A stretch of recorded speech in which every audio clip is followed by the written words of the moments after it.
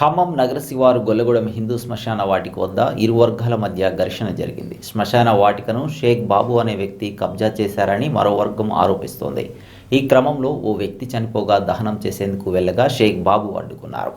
దీంతో ఇరు వర్గాల మధ్య కాసేపు ఘర్షణ జరిగింది. పెద్ద మనుషుల పంచాయతీ పెట్టి ప్రస్తుతం గొడవను శాంతింపజేశారు.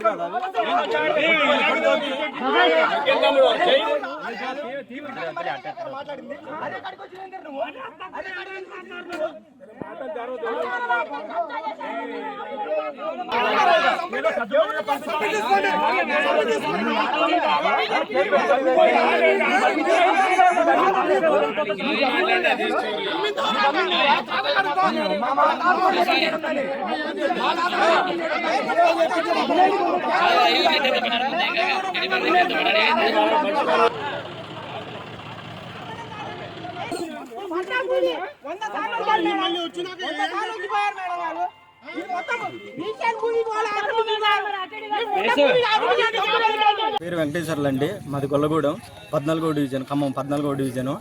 ఇక్కడ నుండి 1953 నుండి ఇక్కడ శ్మశానం ఉన్నది, హిందువులకు సంబంధించిన శ్మశానం. 2018లో దాన్ని కబ్జా చేసి షేక్ బాబు అనేట ఆయన మమ్మల్ని అటు రానికోండి చేస్తుండ్రు. ఇప్పుడు ప్రజెంట్గా ఇక్కడ ఎవరు చనిపోయినా కానీ ఇక్కడ పెట్టడానికి ప్లేస్ లేదు. మన తుమ్మలనాగేశ్వరరావు గారు కూడా దీనికి స్పందించి నేను ఎమ్మటే దాన్ని ఏర్పాటు చేస్తా అన్నారు. ఈ రోజు వచ్చి ఒక వ్యక్తి చనిపోవడం జరిగింది గొల్లగూడెంలో. దాన్ని వీళ్ళు అడ్డుకోవడం జరిగింది. దాన్ని మేము కూడా గ్రామం నుండి పెద్ద స్థాయిలో మేమందరం కూడా అడ్డుకోవడానికి ప్రయత్నం చేసినాం. దీనికి మళ్ళీ వాళ్ళు అడ్డుకున్నారు. దీన్ని దయచేసి తెలంగాణ ప్రజలు మొత్తం గమనించాలా. మాకంటూ ఇక్కడ బతికున్నప్పుడు ఎవరు ఏం పెట్టినా పెట్టకపోయినా కానీ చనిపోయాక భూమి కోసం మేము పోరాడుతున్నాం. దీనికి అందరూ సపోర్ట్ చేయాలా. మాకు ఈ శ్మశానం వచ్చేటట్టుగా అందరూ కూడా అనుకూలంగా మాకు స్పందించాలా. నాయకులు కానీ ఇతరత్ర ఎవరున్నా కానీ స్పందించాలా. హిందువులు అనేటోళ్ళకి శ్మశానానికి మరీ దారుణంగా మారిపోయింది. కబ్జాదారులు మరీ గొడ్డల్లో పారలో కత్తిపేటలు తీసుకొని మీదకి వచ్చే పరిస్థితికి వచ్చింది. ఇక్కడ ఉన్నటువంటి నాయకులు కూడా గమనించాలా.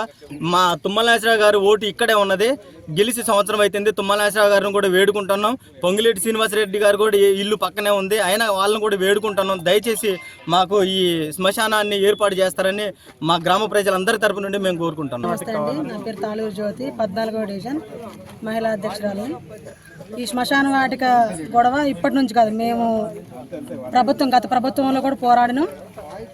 బ్రతుకున్నప్పుడు ఇళ్లకు పోరాటం కంటే చనిపోయినప్పుడు ప్లేస్కు పోరాటం ఎక్కువైతుంది.